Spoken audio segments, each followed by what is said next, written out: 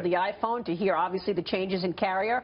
But then there's trade, Wilbur, and a lot of people are worrying that Donald Trump is pulling out of TPP. We had Nicholas Burns on the show earlier this morning, and he said, look, this is 40% of global GDP. We need to do the Trans-Pacific Partnership. It's not going to happen. Why? Because it's a flawed agreement.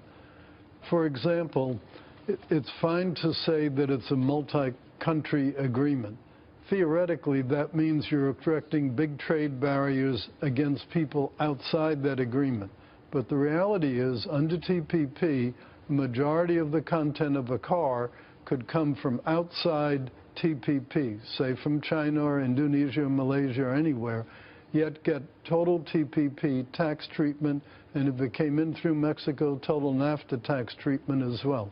That's a silly treaty. Mm-hmm. So will you want to redo it in another form with the same countries involved? Well, the president has said, and we agree, that it's much easier and much more sensible to try to do bilateral negotiations, because the problem with getting 15 or 20 countries together, you have to make a certain concession to country number one. Now you're dealing with country number two. That wants another concession. Country number three wants another one.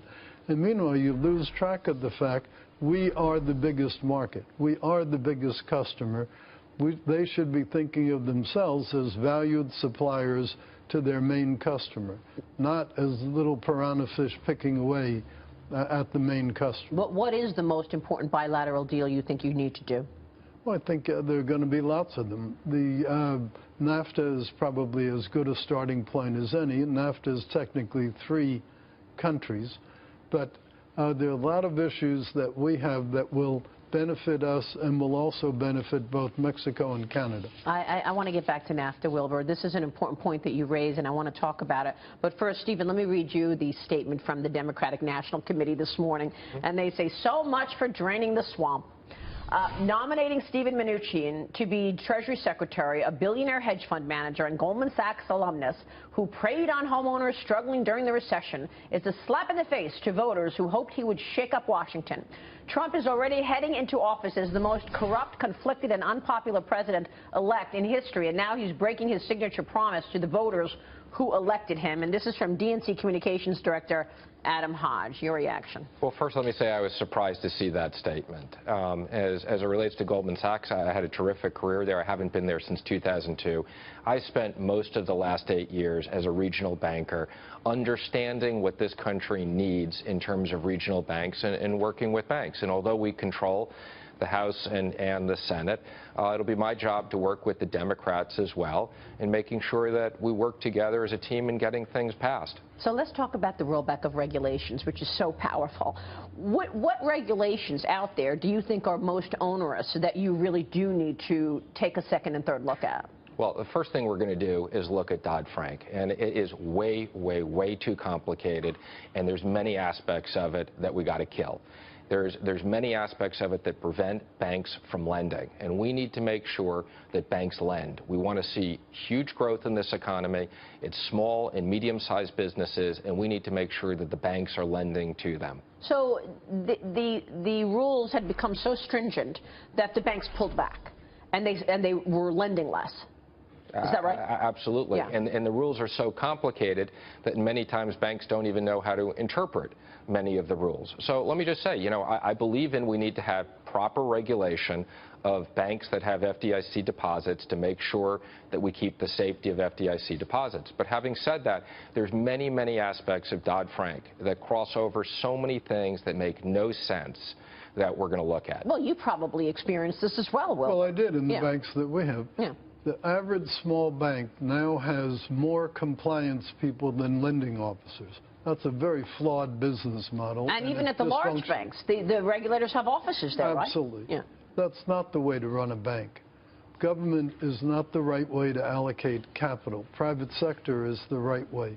Look at Fannie and Freddie, the two things that government had the most influence on.